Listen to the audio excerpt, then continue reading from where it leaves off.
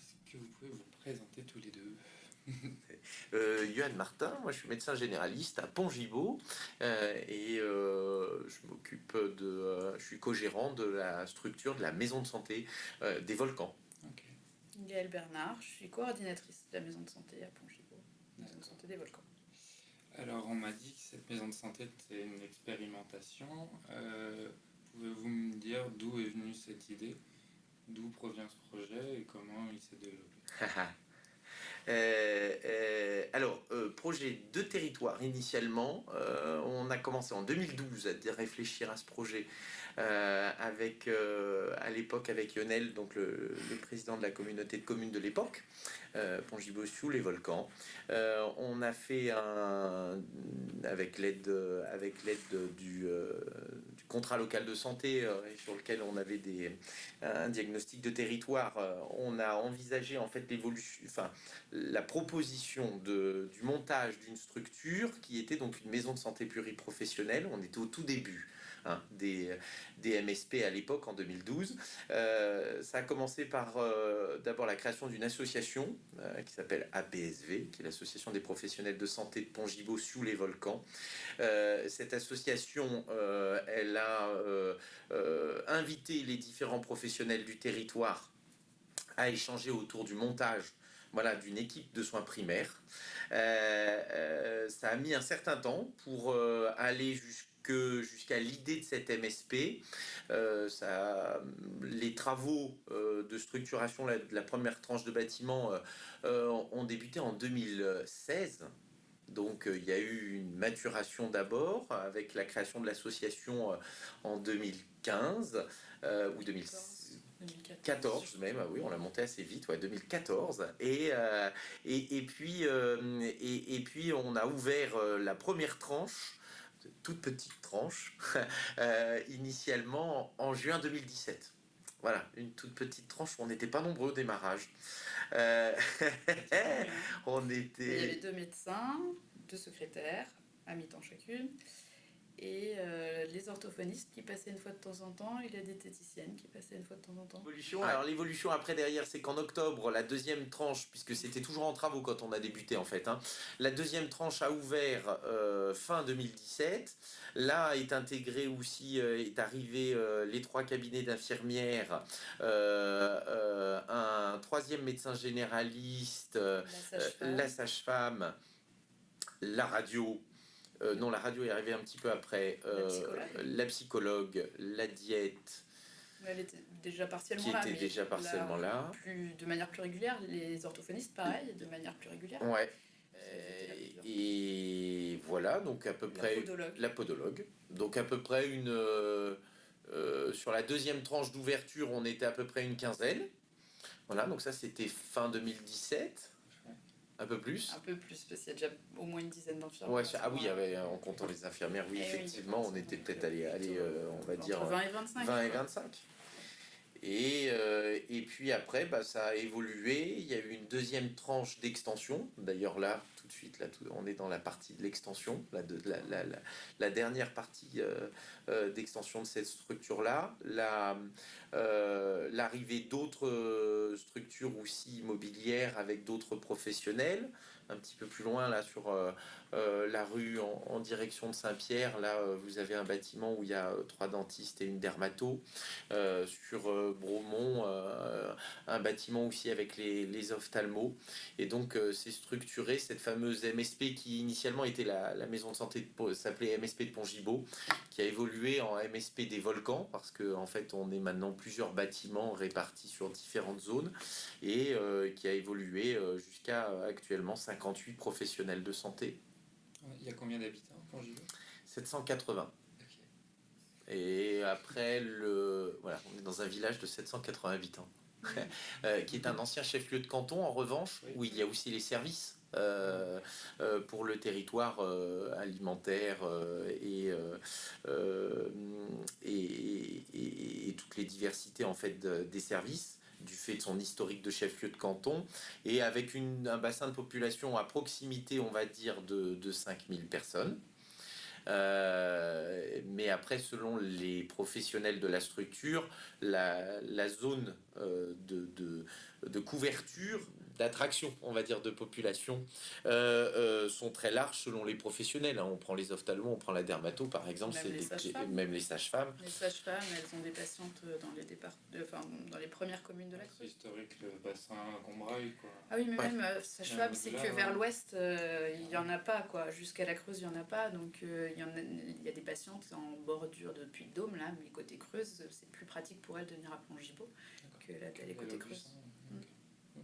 Donc voilà, donc en fait, bassin de population, ça veut pas forcément dire, puisque du coup, selon les professionnels de la structure, voilà, c'est un cercle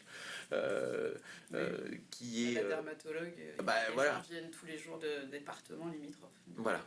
Ils ont De l'Allier, de route. de la Creuse, de la Corrèze, du Cantal. Voilà. De la Lozère. Et puis c'était un enjeu à l'initial de mettre en place cette structure en bourg-centre, puisqu'on l'avait pensé initialement comme ça aussi, pour revitaliser un village qui justement était précédemment un chef-lieu de canton, qui avec les nouvelles modalités n'était plus un chef-lieu de canton, et qui aurait pu tout à fait disparaître, en tout cas toute l'activité qui était sur site aurait pu disparaître sur ces dernières années. Comment est-ce qu'on fédère? Comment est-ce qu'on fédère? C'est pas simple. C'est pas simple parce qu'il faut trouver une philosophie commune de soins, des valeurs communes. Et du coup, parce qu'une maison de santé pluriprofessionnelle, à la base, elle est composée quand même par des professionnels qui sont libéraux. Donc, il faut trouver un bon mélange entre quelque chose qui apporte au collectif et quelque chose qui apporte individuellement. Et pour trouver cet équilibre, ça va nécessiter d'abord un temps de maturation, et surtout une dynamique d'équipe qui va permettre d'amener des projets. Et en fait, c'est par l'intermédiaire de ces projets qu'on fidélise cette dynamique et qu'on fait venir d'autres professionnels qui eux-mêmes ont des appétences et des envies qui sont différentes, qui donc animent un peu plus encore cette équipe et qui permet de faire vivre en fait ce concept. Donner un exemple de la manière dont vous impliquez vos équipes dans la structuration de ce... Alors nous, on a un fonctionnement associatif.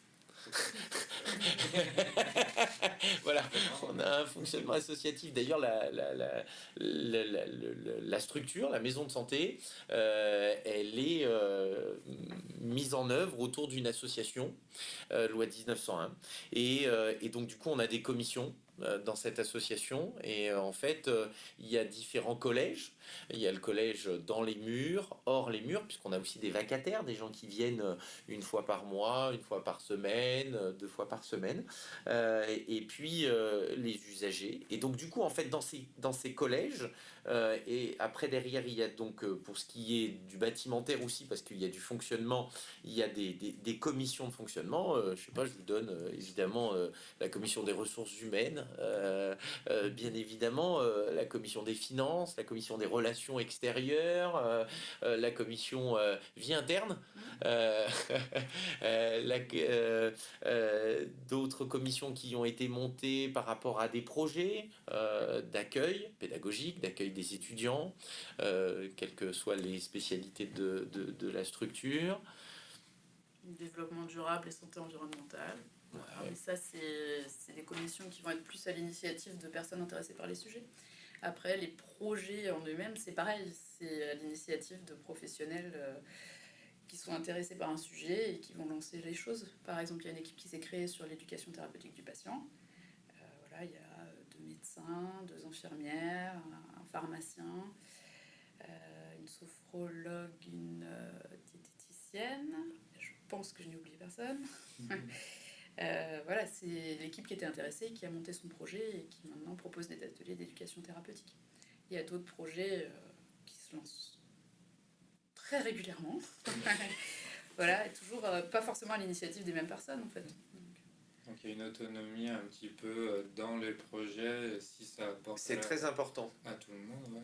C'est très important. C'est très important de respecter les idées et les projets de chacun et d'avoir cette autonomie justement à venir avec une appétence, une compétence, une envie, et de pouvoir la mettre en œuvre, de trouver d'autres collègues dans la même équipe qui sont intéressés par ce même sujet, qui vont s'accrocher à ce projet-là. Et c'est cette association de projets et d'idées qui fédère un collectif. Ok. J'ai jamais vu ça. Alors c'est très spécifique. Oui, alors c'est très spécifique, effectivement, c'est très spécifique, mais c'est très spécifique aussi certainement parce que la gestion de cette structure est une gestion, une gestion associative.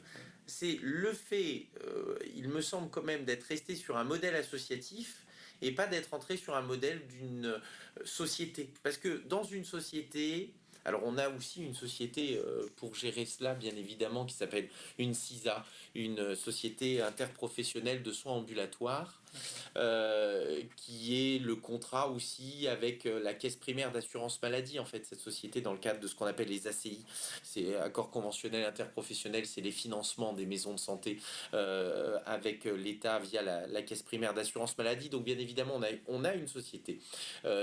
Mais qui, dans notre fonctionnement, nous, est plus un panier de réceptacles de ces financements et qui n'est pas ce qui structure notre environnement, notre écosystème. Et quand on met une société, on met des co-gérants. Si on met des co-gérants, il y a le mot gérant, ça donne une vision différente d'une association avec des commissions où chacun peut s'investir comme il le souhaite. À la hauteur de ce qu'il le souhaite. Et tous ont leur mot à dire en fait.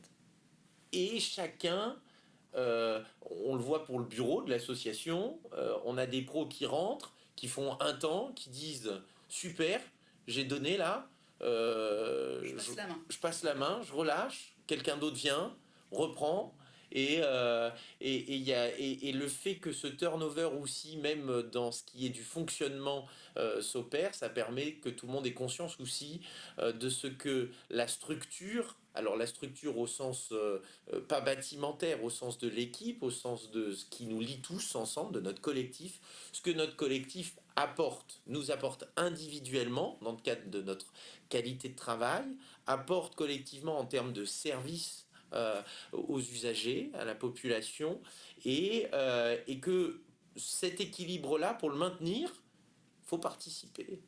Parce que voilà, c'est la règle. C'est-à-dire que la structure donne, mais il faut lui en donner un morceau aussi pour que ça puisse fonctionner. C'est-à-dire que les gens, quand ils viennent dans la structure, voir un peu comment ça marche, c'est quoi cet ovni, souvent on a cette image un peu des bisounours. C'est-à-dire des gens qui sont un peu en dehors d'une société qui n'est pas construite comme ça en fait. Voilà. Ça fait beaucoup de bien. Ça fait beaucoup de bien. Ça fait beaucoup de bien de se dire que ça existe toujours, que c'est possible d'abord, et surtout que c'est même plus que possible en fait. C'est-à-dire que ce modèle-là a été ce qui a permis d'être attractif au sens réel, enfin, on le disait, hein, passer au démarrage à 8 à 58 en 7 ans. C'est quand même voilà, une ascension assez importante, tout en gardant quand même, par contre, alors voilà, il y a quand même des limites dans ce modèle. Les limites, c'est que plus on est nombreux, plus il est compliqué de garder une philosophie commune, et donc du coup ça demande un travail très important, et de pouvoir satisfaire les projets et les idées de tout le monde. C'est pas pour rien que Gaël disait à juste titre beaucoup de sollicitations. Mais il faut que ces sollicitations aient toujours aussi du sens dans le collectif, et puis n'épuise pas aussi la mine d'or que représentent tous les professionnels dans cet environnement, quoi. Et vous avez établi une charte ensemble au début, maintenant? Alors on a un projet de santé initial qui a déjà été révisé, qui est la structuration du pourquoi on est ensemble. On a un outil collectif qui est un système d'information partagé qui nous regroupe, dans lequel on a nos bases de données, qui est un gros enjeu pour nous, puisqu'on a même développé avec des financements d'ailleurs de la région, avec un FSE+. La possibilité d'avoir recruté une personne supplémentaire dans l'équipe salariée pour la mise en œuvre justement de cet outil commun et qui est une ressource importante dans le cadre de la mise en place des protocoles, des projets, mais aussi dans des questions de recherche en soins primaires, mais aussi dans des questions de qualité des soins, de prévention. Oui, elle intervient aussi sur la prévention. En fait, l'objectif, c'est qu'on ait une base de données, on va dire, ou des dossiers patients qui soient remplis de manière à ce qu'on puisse aussi les utiliser pour de la prévention. En sortant, je ne sais pas moi, la liste des patients qui ne sont pas à jour de certains dépistages pour pouvoir ensuite leur proposer justement de le faire, discuter avec eux, voir s'il y a des freins aussi, et voir ce qu'on peut faire. Voilà. Après, on a aussi le règlement intérieur de l'association qui définit certaines règles aussi sur l'arrivée des nouveaux notamment, et de comment ça se passe. Ah oui. Voilà. Ouais, il y a ouais. pas Le règlement intérieur ou avec les nouveaux, enfin. Alors, il y avait eu plein d'études qui ont été sorties sur les maisons de santé et qui disaient que les zones de frein, c'était les entrées et les sorties, justement. C'est-à-dire que... les arrivées et les départs de professionnels. Voilà. Ah, ouais. Et oui. Et bah ouais, le loup dans la bergerie, ça peut vite foutre le bordel. Hein. Et dans la structure, pour arriver en tant que professionnel de santé, il faut que la totalité N-2 des professionnels valide. Okay. Donc là, on est 58. Voilà. Ça veut dire qu'il faut quand même qu'il y ait beaucoup de monde qui soit d'accord. Alors bien évidemment, il y a les modalités aussi au préalable avant qu'il soit présenté en assemblée générale pour voter. Il y a tout le travail avant de rencontre avec ces gens, de discussion, d'échange, de voir si les profils ça colle, si ça peut coller, si ça correspond. Voilà. Il y a tout ce travail effectivement de préparation des entrées, de préparation des sorties, parce que une vie, enfin, dans notre société, là où on attend toujours qu'on ait des professionnels de santé qui, quand ils s'installent dans un territoire, fassent vivre ce territoire et y restent ad vitam aeternam jusqu'à la fin de leur carrière, ça, c'est plus d'actualité dans notre société. Donc on a un turnover important, et selon les professions d'ailleurs, des professionnels de santé, plus ou moins important selon les professions. Et donc ça doit être organisé, parce que en fait ce turnover qui est légitime, parce que finalement dans notre organisation on a une certaine liberté, certainement plus de liberté que si on était en individuel. Ça nécessite voilà une organisation spécifique pour que ça ne soit pas ni un frein ni même une fragilité de l'équipe après derrière. Il est toujours très intéressant de mettre des limites de sécurité, c'est-à-dire que trop de départs, le vide voilà, le vide entraîne le vide, le plein entraîne le plein. Et là, on est depuis des années dans une phase de remplissage, d'attractivité. Il arrivera forcément à un moment, et c'est un peu l'idée quand même aussi, d'arriver à une phase de plateau, parce qu'on ne peut pas s'étendre à l'infini. Ça n'a pas de sens. D'ailleurs, l'objectif est plutôt de s'étendre dans le sens avec les collègues autour par rayonnement. C'est ce qu'on fait déjà. Hein. On a beaucoup de structures autour de nous qui sont issues de professionnels qui ont déjà transité dans la structure ici et qui sont allés sur les territoires à côté parce que dans notre structure, il n'y avait plus de place et donc sont allés autour et c'est le rayonnement en étoile. C'est vraiment l'idée aussi de ce travail là et donc du coup d'apporter l'idée de tête de pont. C'est-à-dire l'équipe fait envie, est attractive. Autour de nous, il y a plein d'équipes aussi qui sont attractives. Et donc d'envoyer à ces équipes-là aussi pour faire vivre tout un territoire. Et le département, il vous aide comment? dans ce... Est-ce que là, pour le moment, il y a eu une étude ou un rapprochement, quelque chose parce qu'une loi d'expérimentation, enfin une expérimentation, quand on expérimente, c'est qu'on essaye de voir si, en calquant le modèle plus loin. Alors, on a fait plusieurs études sur ça. On en avait fait une avec Michel Boer, peut-être que ça vous dit quelque chose. Michel Boer, il était sociologue. Okay. Enfin, il était, j'espère, il l'est toujours. Michel. Chercheur, il l'est toujours. À l'époque, c'était le consultant de Nicolas Revel qui était le directeur de la Caisse nationale d'assurance maladie. Il est venu faire toute une étude justement sur la pérennité et les éléments qui pouvaient être dupliqués sur le modèle. Il avait appelé ça la leçon Pongibaud. On avait sorti 27 recommandations à la sortie de ça, d'éléments qui étaient duplicables, qui ont d'ailleurs, ce rapport a été envoyé à l'ensemble des directeurs des caisses primaires d'assurance maladie à l'époque. Et c'était il y a 4-5 ans, 5 ans. Il en est ressorti. Et ouais, au moins, le temps passe vite. Hein.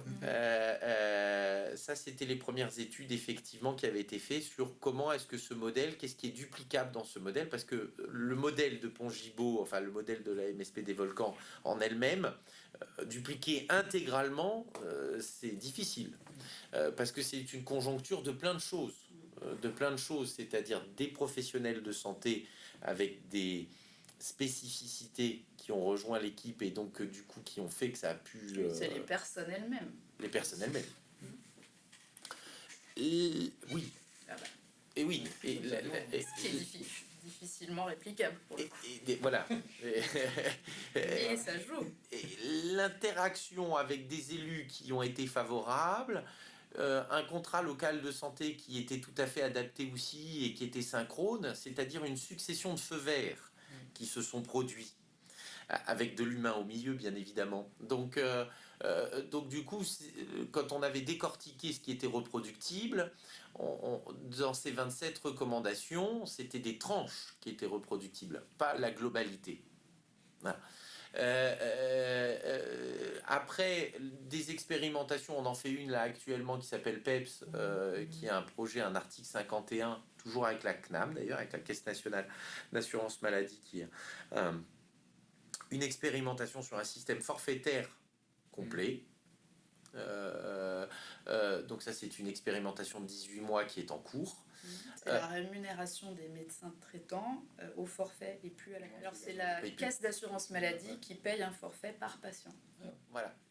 Donc là, c'est les évolutions du système, donc dans des expérimentations d'évolution du système, là qu'on est beaucoup acteurs dans ces sujets-là. Après, on n'est pas une expérimentation en soi, on est une maison de santé, j'irais dire comme une autre, et après avec des interactions avec les élus, avec les collectivités, avec l'État, avec l'Agence régionale de santé, la Caisse primaire d'assurance maladie à l'échelle locale, nationale et tout ça de par nos différentes actions. Donc c'est ça qui fait peut-être un peu cette spécificité en revanche. Voilà. Mais en soi, sur le papier, on est une maison de santé comme une autre. Mais c'est une maison de santé qui est interfacée avec son territoire. C'est-à-dire que là où l'échelle, une maison de santé, c'est du micro, c'est-à-dire c'est des professionnels de santé qui s'organisent dans le soin autour d'une patientèle, donc à l'échelle micro. La CPTS, la communauté professionnelle territoriale de santé, qui est, elle, à l'échelle territoriale, plutôt sur du parcours, donc des éléments à l'échelle macro, c'est-à-dire pas individuel, mais territorial. Et nous, on a eu l'avantage sur ce territoire aussi, c'est que notre CPTS, on l'a construite au tout début des CPTS. On l'a construite avec les modèles existants, puisqu'on était déjà parti sur cette structuration territoriale. Et donc, nous, la CPTS, c'est pas quelque chose qui est arrivé d'en haut, qui s'est créé tout seul comme un espèce de comme une GHT de l'ambulatoire, hein, parce que les groupements hospitaliers territoriaux, c'est la même chose. Hein. Donc, et d'ailleurs, structurellement, on pourrait vraiment corréler la CPTS à une GHT ambulatoire, en fait. Hein. Donc on l'a, elle nous a pas été calquée comme ça, en fait, on l'a construite en fonction des besoins qu'on avait, et en fait, c'est le terreau existant sur le territoire qui a permis la constitution de la CPTS, qui s'est montée autour d'un projet collectif où on avait une idée qui nous réunissait tous, le social, le médico-social et le médical, qui était, nous, sur le parcours et qui était l'organisation des sorties d'hospitalisation sur un territoire un peu excentré et qui posait beaucoup de difficultés et de questions. Et donc ça a été un vrai sujet qui a permis à un collectif de se monter à l'échelle, cette fois-ci territoriale, et qui fait que le lieu, enfin les échanges entre le micro et le macro fonctionnent de façon fluide. Parce qu'il n'y a pas de phénomène concurrentiel ou de couverture qui se tire, on est plutôt sur quelque chose qui est intégré. Mais parce que aussi cet MSP a l'objectif d'être avec une vision globale de territoire, ce qui n'est pas forcément dans sa mission initiale d'ailleurs. Mais bon, c'est bien d'y penser parce que quand tu t'ancres quelque part, si tu prends pas en compte ce qui se passe autour, bah, voilà, je veux dire, il y a du tir de... Ça ne marche pas. Voilà. Non, ça marche pas parce qu'en fait, on faut se dire les choses très clairement. Hein. Si c'est la merde tout autour, ça va être la merde ici aussi. Hein. Et donc du coup, les tensions que ça va générer vont foutre la merde et tout va disparaître. Voilà. Nous, on a été sur un mixte de 2 tiers des novos, c'est-à-dire des professionnels de santé arrivant d'extérieur, en fait, pour les 2 tiers, et d'un tiers de professionnels existants déjà sur le territoire. Mais on est vraiment resté avec... peut-être un peu plus de 2 tiers même des nouveaux. Oui, maintenant oui. Oui, enfin maintenant oui, mais à l'origine non. Oui, à l'origine 2 tiers, 1 tiers. Et la relative proximité avec Clermont-Ferrand. Elle a été pensée dans le projet initial. Ouais. Elle a été pensée dans le projet initial, c'est-à-dire qu'au tout démarrage, ce qui nous intéressait aussi sur ce site, pourquoi on l'a fait là, c'est parce qu'on était suffisamment près de Clermont pour être attractif, pour développer ce modèle, et suffisamment aussi à l'interface avec des zones plus éloignées pour justement ce développement en étoile et pour pouvoir apporter des services qui étaient utiles pour toute une tranche de population éloignée. Donc du coup, ce positionnement-là a été fait stratégiquement en ce sens. Et d'ailleurs, c'est ce qui a permis d'apporter autant de professionnels en fait, hein, et qui permet d'avoir autant de services agglutinés dans un même endroit, mais pas un objectif de juste pour cet endroit, mais bien pour un rayonnement beaucoup plus large, avec après derrière le développement en étoile d'autres structures qui viennent se rattacher à celle-ci dans les phénomènes tête de pont. Donc vous pensez que si on essaye de lancer un projet, par exemple en Haute-Loire, Ouais. sur ces modèles-là, par exemple, son éloignement, son enclavement pourrait être un frein total à l'émergence. Ça va être plus compliqué. Pérenne, ouais. Enfin, ça dépend les services que l'on veut amener à la population, en fait. Hein, c'est toujours la même question, en fait. C'est-à-dire que si on est sur une petite structure, une MSP, par définition, DGOS, cahier des charges, 2 médecins généralistes et un auxiliaire médical. C'est ça, la définition. Donc, 3 personnes. 4, 5. Bon, voilà. Donc, stricto sensu, à 4, 5 personnes, on ne va pas apporter les mêmes services qu'à 58, ça c'est sûr. Et on va pas avoir les mêmes demandes, enfin voilà, on va pas avoir les mêmes exigences. Et du coup, pour modéliser d'autres organisations, d'autres structurations, d'autres modalités de financement, enfin voilà, le laboratoire à innovation, il va pas se passer de la même façon. Évidemment. Donc en fait, ça dépend les attendus, j'irais dire. Si on est sur un territoire excentré, dont en fait la volonté politique n'est que de mettre un pansement sur une problématique actuelle, à la vision court terme, comme on en a généralement l'idée actuellement, je vous répondrai que c'est possible. Voilà. Si l'idée est plutôt avec un autre prisme, c'est-à-dire de déjà voir à 5 ans, à 10 ans, à 15 ans, quelle est l'utilité, pourquoi on l'implante et qu'est-ce qu'on va faire à moyen terme en sachant que ce qu'on récoltera ne sera qu'à 5, à 10 ou à 15, eh ben, on ne fait pas les choses de la même façon. Mais après, voilà, il y a l'idéal, il y a la réalité, et il y a les opportunités aussi.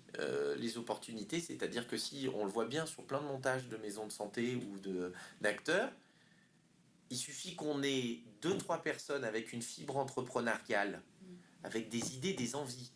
Cela, si on les cultive, Les faire fuir. on fait quelque chose. Ouais, on fait quelque chose.